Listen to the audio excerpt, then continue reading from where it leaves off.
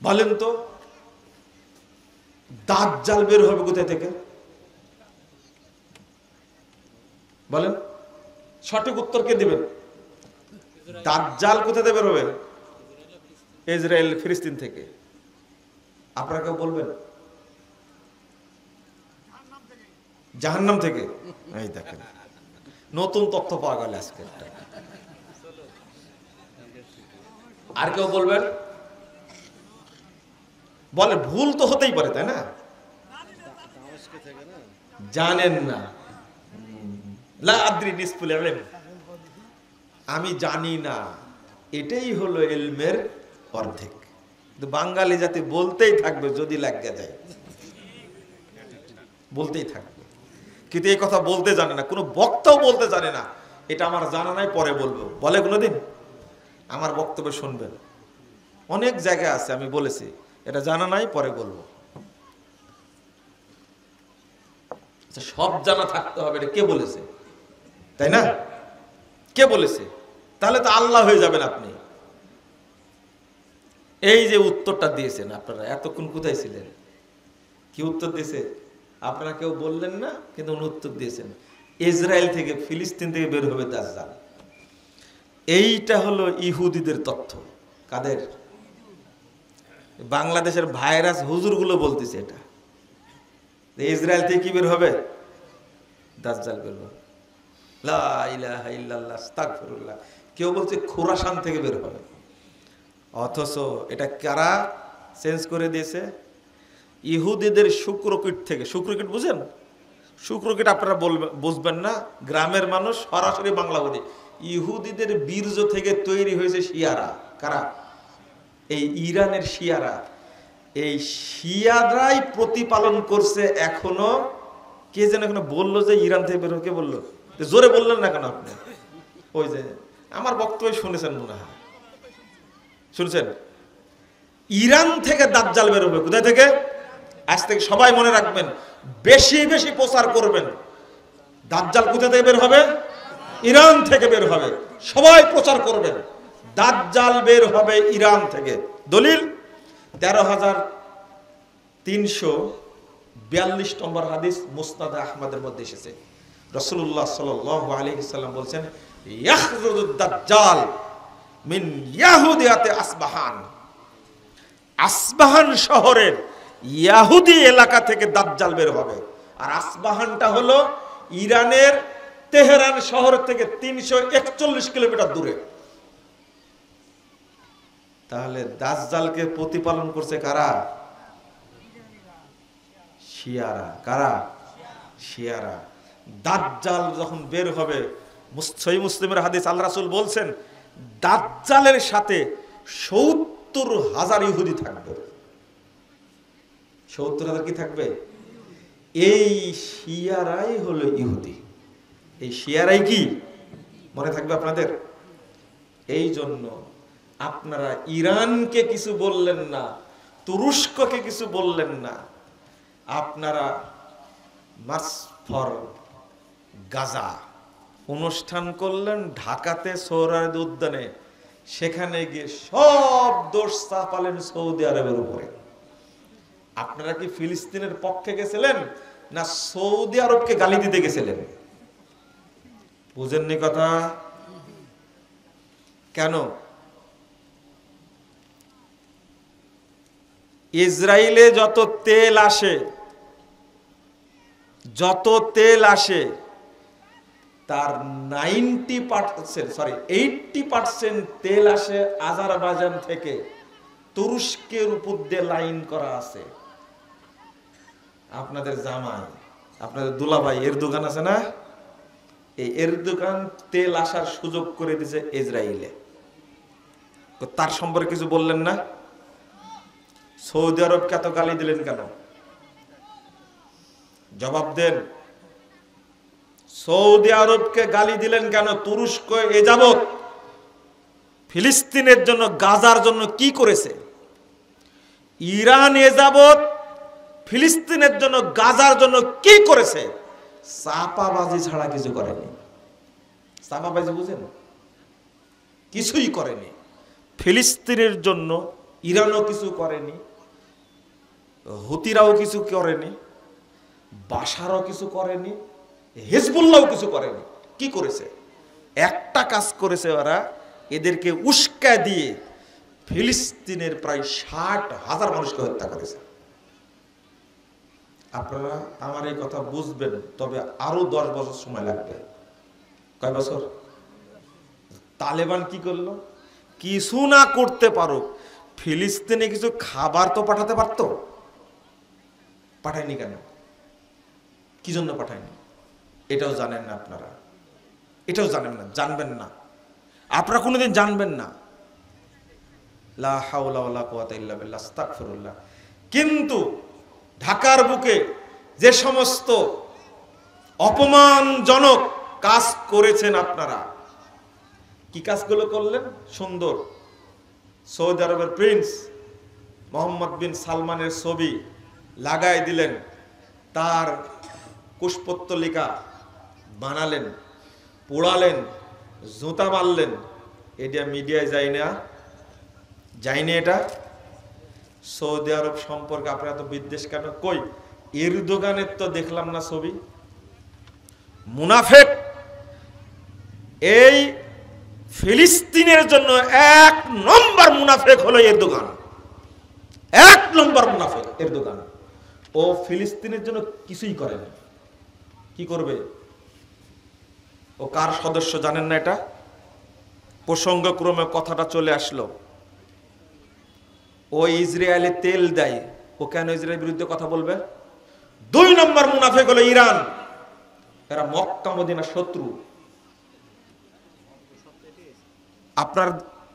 আপনার দেশের কয় হাজার লোক থাকে ইরানে? তুরস্কে কয় হাজার লোক থাকে? 30 লক্ষ বাঙালি থাকে সৌদি আরবে। পৃথিবীর সবচেয়ে বেশি রেমিটেন্স আসে বাংলাদেশে সৌদি আরব থেকে। আপনি একটা নেমো খারাপ, আপনি সৌদি আরবের বিরুদ্ধে এত গালি দিলেন। তুরস্ক থেকে ইসরায়েলে ফ্লাইট যাতায়াত করে, কিন্তু সৌদি থেকে কি ইসরায়েলে ফ্লাইট যাতায়াত করে? মুনাফাই করবেন না, খবরদার। আরে জীবন কতদিনের? জীবন কতদিনের? হকটা যদি বলে না যেতে পারে, আল্লাহর কাছে দাঁড়াতে পারবো না। মুনাফাই করার জায়গা পান না। যা করেছেন, কি করবেন আপনি সৌদি আরবের বিরুদ্ধে? যদি খুব সুন্দর করে বলে দেয়, যাও বাঙালিদের এখানে থাকা লাগবে না, কি করবেন আপনি? সৌদি আরবে কি করবেন আপনি? কিছু করতে পারবেন? আমেরিকার সাহস আছে সৌদি আরব ইউজ করার? রাশিয়ার সাহস আছে? চীনের সাহস আছে? আপনি কার পিছনে লাগলেন? তাওহীদের দেশটাকে আপনি অপমান করেছেন। আমার তো মনে হয় না যে আপনারা ফিলিস্তিনের জন্য ঢাকায় গেছিলেন। আমার মনে হয় সৌদি আরবকে গালি দেওয়ার জন্য, সৌদির বিরুদ্ধে অবস্থান করার জন্য গেছিলেন। এই জন্য বলি, বাংলাদেশের অধিকাংশ যারা মুসলিম বলে দাবি করে, অধিকাংশ শিয়া। যারা সৌদি আরবকে গালি দেয় এরা শিয়া। স্পষ্ট প্রমাণ কত নেবেন আপনি? আপনার মধ্যে আর ইরানের শিয়াদের মধ্যে কোনো পার্থক্য নেই। কেন পত্রিকায় আপনি দেখেননি? সিরিয়া বিজয়ের পরে বিশ্ব ব্যাংক থেকে যত ঋণ নিয়েছে, সমস্ত ঋণ পরিশোধের দায়িত্ব নিয়েছে সৌদি আরব। আপনি কয় টাকা দিয়েছেন? এই বাংলাদেশ থেকে তোমার বাপ কয় টাকা পাঠাইছে? ফিলিস্তিনের জন্য তুমি কয় টাকা পাঠাইছো বাংলাদেশ থেকে? 2018 সালে সৌদি আরব $500 মিলিয়ন দিয়েছে। তুমি কয় টাকা দিয়েছো? প্রতি বছর পাস করা আছে, আকসা ফান্ড তৈরি করা আছে, জেরুজালেম ফান্ড তৈরি করা আছে। এই ফান্ডে প্রতি বছর 100 মিলিয়ন করে সৌদি আরব টাকা দেয়, ডলার করে দেয় রেগুলার। তুমি কয় টাকা দিয়েছো? তোমার বাপের যদি নাম ভালো থাকে, কালকে প্রকাশ করে দিও বাংলাদেশ থেকে এত হাজার কোটি টাকা দেওয়া হয়েছে, বা এত মিলিয়ন ডলার বা এত বিলিয়ন ডলার দেওয়া হয়েছে। তোমার মাথায় বল থাকলে তুমি বুঝলে। শোনেন, যারা সৌদি আরবে হামলা করতে চায়, যারা হারামাইনকে অপমান করতে চায়, মক্কা এবং মদিনা ইমানের সাথে জড়িত প্রসঙ্গ। মক্কা হলো কাবা, কিবলা আমার। তার সম্পর্কে কেউ কিছু বললে আমার ইমানে লাগে রে ভাই, আমার ইমানে লাগে। এটা সহ্য করা যায় না, এটা বরদাস্ত করা যায় না। বছরে তুমি কয় টাকা উঠাও ফিলিস্তিনের জন্য, কালকে হিসাব দিবা। বাংলাদেশের অনেকগুলো দল আছে না, ইসলামী দল, কে কয় টাকা পাঠাইছে ফিলিস্তিনের জন্য? মুনাফেকের দল এরা, এরা মুনাফেকের দল। সৌদি আরবকে গালি দেয় কিভাবে, লা হাওলা ওয়ালা কুওয়াতা ইল্লা বিল্লাহ। অথচ এই ফিলিস্তিনি মুসলিমদের জন্য অস্ত্র কারা দেয়, সৌদি যা করে তা বলে না, এটা হলো অভ্যাস।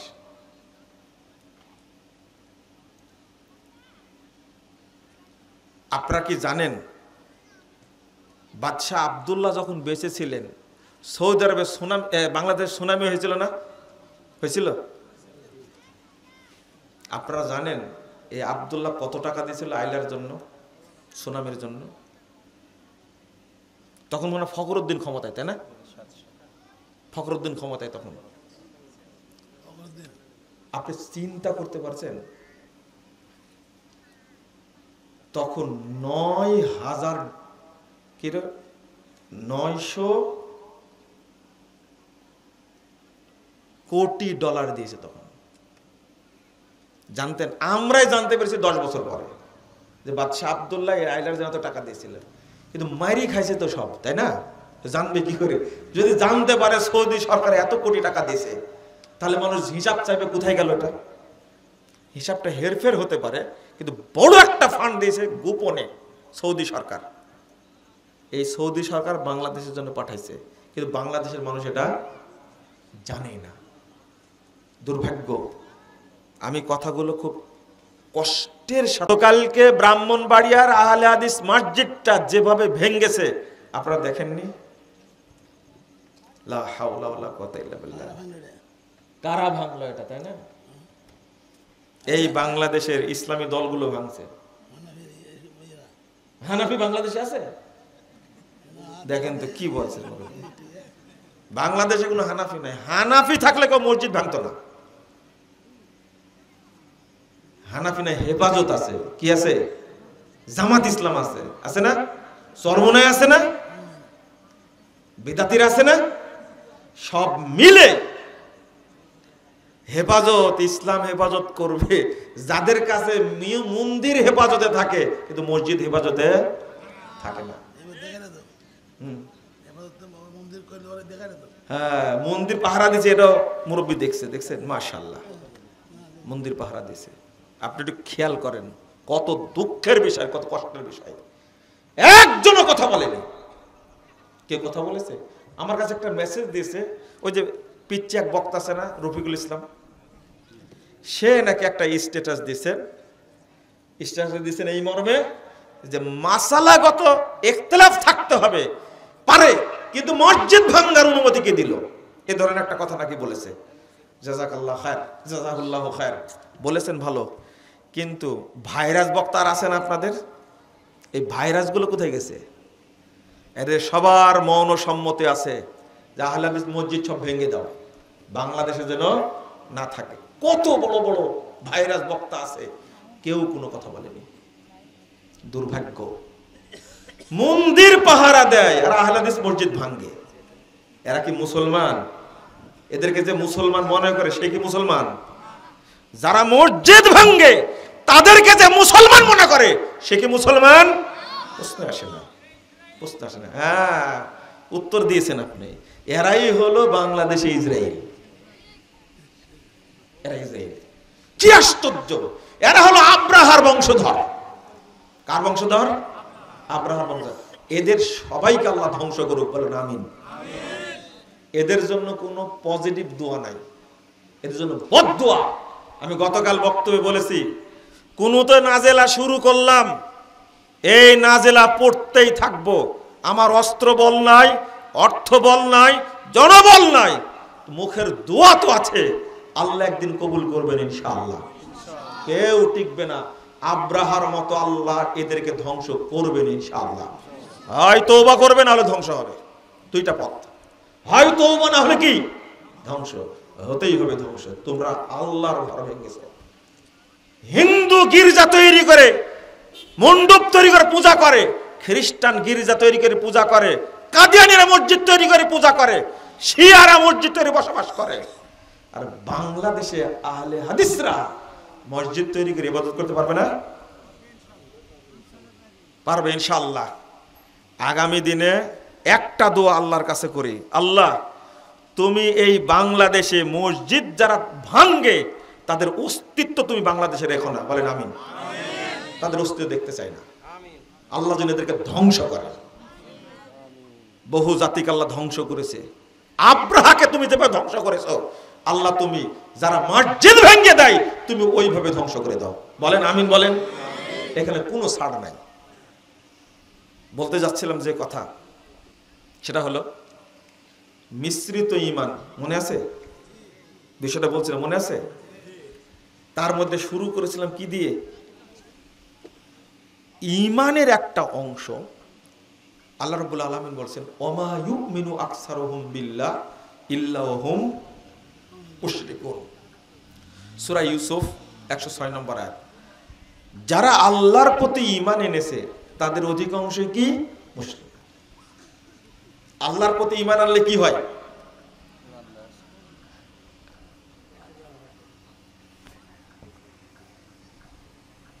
আপনারা মন খারাপ করলেন একটু মনে হয়। কেএফসি আর বাটা এটা মসজিদ না মাদ্রাসা? উত্তর দেন তো। মসজিদ। কেএফসি কোম্পানিতে না ইতিমখানা? এত ভাঙলেন, গ্রেফতার হলো না? অনেকে গ্রেফতার করেনি, মিডিয়ায় আসেনি, আইজির চোখে পড়েনি, পড়ছে না? সব উপদেষ্টা চোখে পড়েছে। আপনারা কার কথা বলবেন? এই যে মসজিদটা যে ভাঙছে, এই উপদেষ্টাদের চোখে পড়েনি মনে করছেন আপনি? পড়েনি চোখে? প্রশাসনের চোখে পড়েনি? বাবারা কেউ ছাড় পাবে না, এটা আল্লাহর ঘর। তোমার মৌর সম্বন্ধে কেউ ছাড় পাবা না ইনশাআল্লাহ। কেএফসি মসজিদ না মাদ্রাসা না, তাই ভাঙ্গার কারণে কত তোলপাড় হয়ে গেল, গ্রেফতার হয়ে গেল। অপবিত্র জায়গা, মসজিদ পবিত্র জায়গা, সেটা ভেঙ্গেছে। আমিও যদি এটাতে সাই দিই, চুপ থাকি, গজব আমার উপরে নাজিল হবে। মসজিদ এমন জায়গা, উপদেষ্টা মণ্ডলী ছাড় পাবা না তোমরা, মনে রেখো এটা মসজিদ। প্রশাসন ছাড় পাবা না, এটা মসজিদ, এটা আল্লাহর ঘর। তুমি তিলে তিলে বুঝতে পারবে মসজিদ ভেঙ্গেছে, আমি কোনো কথা বলিনি, গজব তোমার উপর আসবে ইনশাআল্লাহ। বদদুয়া থেকে তুমি রেহাই পাবে না। এই শেষে কথাটা বলতে বাকি ছিল, এটা বলে দিলাম। কেউ রেহাই পাবে না, কেউ রেহাই পাবে না ইনশাআল্লাহ, কেউ রেহাই পাবে না। আল্লাহ কাউকে ছাড় দেবে না। বাংলাদেশের বুকে গর্বের সাথে আপনারা বলেন 95% মুসলিমের দেশ এটা। 95% মুসলিমেরা কত পার্সেন্ট মুসলিম এই বক্তব্যে বুঝবেন আপনারা। আল্লাহ বলছেন যারা আল্লাহর প্রতি ঈমান এনেছে তাদের অধিকাংশই কি? মুশরিক। আল্লাহ বলছেন ওয়া ইন্না কাসীরাম মিনান নাস বিলিকাই রাব্বিহিম কাফিরুন, সূরা রোম 8 নম্বর আয়াত। অধিকাংশ মানুষ আল্লাহর সাথে সাক্ষাৎ করবে কাফের অবস্থায়। কি অবস্থায়? লেনেবার কথা তো আমার না, কার কথা? আল্লাযীনা আমানু বিল বাতিল ওয়া কাফারু বিল্লাহ উলাইকা হুমুল খাসিরুন, 52 নম্বর আয়াত সূরা আনকাবুত। যারা ঈমান আনবে বাতিল জিনিসের উপরে, কিসের উপরে? ওয়া কাফারু বিল্লাহ, আল্লাহর সাথে কুফরি করবে, তারা কিয়ামতের দিন ক্ষতিগ্রস্ত হবে, তারা জাহান্নামে যাবে। আল্লাহ কেন বললেন কথাগুলো? বাংলাদেশের মানুষ ভাগ করেন, যারা ধর্ম মানে তারা একটা প্রকার আছে না? এরা অধিকাংশই পীর পূজারী, মাজার পূজারী, কবর পূজারী, তাই না? এদের সংখ্যা বেশি না কম? আরে পাগলা মসজিদে 9 কোটি টাকা উঠছে। কয় কোটি? মসজিদ পাগল তাই উঠছে। অথচ বাংলাদেশের কত মানুষ না খেয়ে থাকছে, খাবার নাই, সবাই দান করছে কোন জায়গায়? এই পাগলা মসজিদে। চিঠি লিখেছে, চাচা হাসেনা কোথায় দেখছেন ওই চিঠিতে, তো ও দানও করেছে ওই জায়গাতে, খোঁজ নিতে গেছে, ওখানে চিঠি দিছে।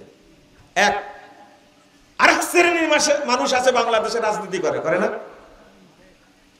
এরা কি শিরিক করে না? শিরিক শুধু করে, এরা শিরিক উৎপাদন করে। যত দল রাজনীতির সাথে জড়িত আছে সবাই শিরিক চাষ করে, সবাই। বুঝেননি মনে, তাই না? খাম্বা পূজা করে না? প্রত্যেক দল নির্বাচনী প্রচারণা শুরু করে কোথায় থেকে? মসজিদ থেকে না মাজার থেকে? মাজার থেকে না? এরা কি মুশরিক না? বুঝেননি তাহলে? তাহলে লোক থাকলো আর। এই জন্য আল্লাহ বলছেন যারা আল্লাহর প্রতি ঈমান এনেছে তাদের অধিকাংশই কি? মুশরিক। আল্লাহ বলছেন মুশরিক কিভাবে হলো? যত মানুষ এই যে স্মৃতিসৌধে গিয়ে নীরবতা পালন করে, তারপরে খাম্বার কাছে গিয়ে নীরবতা পালন করে না? আপনারাও তো করেন। যারা রাজনীতি করে তারা করে, তাই না? ভোট দেয় কারা তাহলে? উত্তর দেন। ভোট আপনারা দেন না, তাই না? ভূত আসে। হ্যাঁ, বিগত 16 বছর ভোট দেখেছেন না? ভোট কেন্দ্রে জানেনি, কিন্তু ভোটের বাক্স ভর্তি। বলছে সারা পৃথিবীতে 2024 সালে 7 জানুয়ারির মতো নির্বাচন, এরকম বিশুদ্ধ ফ্রেশ নির্বাচন কোথাও হয়নি। আমার মনে হয় শয়তানের দাঁত একটাও নাই। ও হাসতে হাসতে দাঁত ফেলে দিছে। নাউযুবিল্লাহ, আস্তাগফিরুল্লাহ। যারা ভোট দেন তারা কি কাকে ভোট দেন? গম যদি 10 কেজি চুরি করে তাহলে তার ভাগ আপনিও পাবেন ইনশাআল্লাহ, তো কোনো সন্দেহ নাই। আর যদি 10 কোটি চুরি করে ভাগ পাবেন না? পাবেন, অবশ্যই পাবেন। আপনাকে কখনো মাহরুম করা হবে না, আপনি চিন্তাই করেন না, অবশ্যই পাবেন আপনি। এটাই ভাগ। পাপের বেলা, তাই না? কি ভাই? আরে থামেন না, নামাজ পড়া শিখাচ্ছি, একটু থামেন। ইমানই নাই, নামাজ পড়বেন কোথা থেকে? বুঝেননি কথা? ইমান না থাকলে নামাজ পড়ে কাজ হবে? হ্যাঁ, ওই মার্কা মুসল্লি এখন আছে। রাসূল সাল্লাল্লাহু আলাইহি ওয়াসাল্লাম বলছেন, ওইটাই বলিনি আগে হাদিসটা। আপনারা চলে যাবেন নাকি? মাদ্রাসার প্রোগ্রাম, টাকা পয়সা দিয়ে তারপরে যাবেন। দিবেন না মনে হয়, তাই না? কে কে টাকা দিবেন না? হাত তুলে লাগে। যারা দিয়েছে তারা দিবে না, তাই না? ও টাকা উঠেছে আগে? ও তাহলে ঠিক আছে, যাওয়ার সময় কিছু দিয়ে যাবেন আপনারা। কি বলছিলাম? আল্লাহ রাসূল সাল্লাল্লাহু আলাইহি ওয়াসাল্লাম বলছেন ইয়াতি আলান নাস জামান। ওই যে হাদিসটা অনুবাদ করব তার আগে মনে করি যে নামাজের কথা এখনই বলবো। মানুষের সামনে একটা যুগ আসবে, 30,992 নম্বর হাদিস, মুসান্নাফ ইবনে সাহিবের মধ্যে আসছে। মানুষের সামনে একটা সময় আসবে, যুগ আসবে, ইয়াসতামিউন ওয়া ইয়াসাল্লুনা ইলাল মাসাজিদ। মানুষ দলে দলে মসজিদে যাবে এবং সালাত আদায় করবে। সব মসজিদ মুসল্লি দ্বারা পূর্ণ থাকবে। ওয়ালাইসা ফীহি মুমিন, কিন্তু কোন মসজিদে একজন ইমানদার খুঁজে পাওয়া যাবে হইল?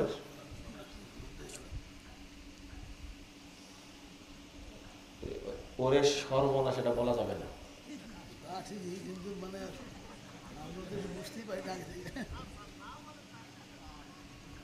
সর্বনাশ কথাটা আর আপনারা বলবেন না। এই এলাকাও পরিচিত, আমাদের এলাকাও পরিচিত, কিন্তু এটা একটা আকীদা বিরোধী কথা। এটা বলে সর্বনাশ হয় না কখনো। এটা হলো খারাপ মিনিং একটা আসে, ওটা বলবেন না। তিনি বলছেন হাদিস শুনে বলছে ওরে সর্বনাশ। আপনি তাহলে বুঝতেন কথাটা, যাই বলুক না কেন ওনার ভিতরে আঘাত করেছে, তাই না? সব মসজিদে মুসল্লি থাকবে কিন্তু একজনও কি থাকবে না? ইমানদার থাকবে না। তাহলে কোরআন আয়াত আর হাদিস দুইটাকে মিললো? আল্লাহ রাসূল বলছেন 2229 নম্বর হাদিস তিরমিজির মধ্যে আসছে, লা তাকুমুস সাআহ হাত্তা তালহাকা কাবাইলু মিন উম্মতি বিল মুশরিকিন ওয়া হাত্তা ইয়াবুদুল আওসান। আল্লাহ রাসূল বলছেন কিয়ামত হবে না যতদিন আমার উম্মতের অনেক দল মুশরিক না হবে এবং মূর্তি পূজা না করবে, ততদিন কিয়ামত হবে। কবাইলু মিন উম্মতি, শুনেন হাদিস অনুবাদ, কবাইলু মিন উম্মতি, অনেক গোত্র, অনেক দল, তারা মুশরিকদের সাথে মিলে যাবে এবং তারা মূর্তি পূজা করবে। এটা না হওয়ার আগ পর্যন্ত কিয়ামত হবে না। আজকের অবস্থানটা মিটান তো দেখি। এবার যারা দুর্গা পূজা করেছে মুসলিম আর হিন্দু মিলে, এটা কোনোদিন দেখেছেন বাংলাদেশে? আগে দেখেছেন? এর বদলাও কিন্তু দিছে। আপনারা মূর্তি পাহারা দিলেন, মণ্ডপ পাহারা দিলেন, আপনারা মন্দিরে গিয়ে যে বক্তব্য দিলেন, দারুণ বক্তব্য, ওখানে গিয়ে আল্লাহর প্রশংসা করছে। তার বদলাটা কি দিল? ওই চিটাগাঙ্গে একজন সহজ সরল আইনজীবীকে জবাই করে মারছে। মারেনি? এগুলো জানেন না নাকি আপনারা? জানেন তো অবশ্যই। জানেন না মানে? এই হিন্দুরা একজন আইনজীবী নিরপরাধ মানুষকে জবাই করে হত্যা করলো না? এটা বদলা। খুব সুন্দর প্রতিদান আপনাদের দিয়ে দিছে। আপনারা ভুল করেছেন, ভুল করেছেন, ভুল করেছেন। আল্লাহ রাসূল কি বলছেন?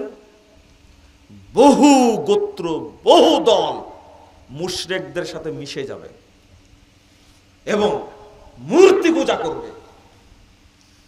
মুসলিমদের সাথে মূর্তির কোনো সম্পর্ক নেই। আজকে দুঃখের বিষয়, কষ্টের বিষয়, মুসলিম খুঁজে পাবেন না। অধিকাংশ মানুষই মাজারে যাচ্ছে, সেজদা দিচ্ছে, সেখানে টাকা পয়সা দিচ্ছে, খানকায় যাচ্ছে, দরগায় যাচ্ছে। এরা মুসলিম না মুশরিক? মুশরিক। আর যারা রাজনীতি করে তারা ছলে বলে কৌশলে পহেলা বৈশাখ উদযাপন করছে আর মুখে বলছে গণতন্ত্রের জন্য জীবন দিব। কি দিবে? কত সুন্দর করে বলছে। এখানে বলছে যাবতীয় ক্ষমতার উৎস কে? আল্লাহ। আর দুর্গাপুর কলেজ মাঠে গিয়ে বলবে কি? জনগণই সকল ক্ষমতার উৎস। মুসলিম না মুনাফিক? এই কথাটা বলার জন্যই, এই কথা বললেই আর মুশরিক হয় কোনো সমস্যা নেই। কি হয়? এত বড় কথা যে বলতে পারে সে আর মুমিন থাকতে পারে? আল্লাহ বলছে ওয়ান্নাল কুওয়াতা লিল্লাহি জামিআ। এই যে মিশ্রণ, আপনি একদিকে সালাত আদায় করছেন, আরেকদিকে মুখ দিয়ে বলছেন জনগণই সকল ক্ষমতার উৎস। মিশ্রণ হলো না? আচ্ছা মিশ্রণ বুঝেন কি আপনারা? একটা হাদিস অনুবাদ করব, মা বোন সহ, ভাই বোনেরা সহ সবাই শুনেন। হাদিসটা অনেকবার শুনেছেন কিন্তু আবারও শুনেন আজকে। বুঝেন তো হাদিসটা? বুঝতে হবে। মুস্তাদে আহমদ 17,458 নম্বর হাদিস। মুস্তাদে আহমদ হাদিসের সনদ সহিহ। রাসূল সাল্লাল্লাহু আলাইহি সাল্লামের কাছে 10 জন লোক আসছে অনেক দূর থেকে পায়ে হেঁটে, পেটে খাবার, খালি গায়ে, পায়ে হেঁটে আসছে। পায়েও কিছু নাই, গায়েও কিছু নাই, পেটেও কিছু নাই। ইসলাম গ্রহণ করার জন্য আসছে। উকবা বিন আমির আল জুহানি রাদিয়াল্লাহু আনহু তিনি বলছেন আল্লাহ রাসূল এই 10 জনের মধ্যে 9 জনকে কালেমা পড়ালেন, কালেমা শাহাদাত পড়ালেন। কয়জনকে? কয়জনের মধ্যে? 10 জনের মধ্যে। কয়জন বাদ গেছে? একজন। তারা বলছেন বায়াত ক্বালু বায়াতা তিসআতান ওয়া তারাকতা হাযা। আল্লাহ রাসূল ঘটনা কি? আপনি 9 জনকে বায়াত করলেন, নিলেন, আর একজনকে ছেড়ে দিলেন, অথচ সবাই রাসূলের প্রতি মহব্বত, ইসলামের প্রতি মহব্বত, কোরআনের প্রতি মহব্বত নিয়ে এসেছে। তো রাসূল সাল্লাল্লাহু আলাইহি ওয়াসাল্লাম বলছেন ইন্না আলাইহি তামিমা, ওর শরীরে তাবিজ বাঁধা আছে। কি বাঁধা আছে? তাবিজ। বেশি কিছু না। কি বাঁধা আছে? তাবিজ। তখন ফাদ খালাইয়া দাহ, তারা হাত ভিতরে ঢুকায়া কথা ছেড়ে ফেলে দিল তাবিজ। ফাবায়াহুন নবী সাল্লাল্লাহু আলাইহি ওয়াসাল্লাম, এবার আল্লাহ রাসূল তার বায়াত নিলেন। আচ্ছা, এখন প্রশ্ন হলো, দূর থেকে এসেছে ইসলাম কবুল করার জন্য, আমাকে একজন লোক বলেছে, দেখেন বিশ্বাস আপনাদের, বলছে আপনার হাদিসের মনে বুঝ ঠিক হয়নি, আমাকে বলছে কেন?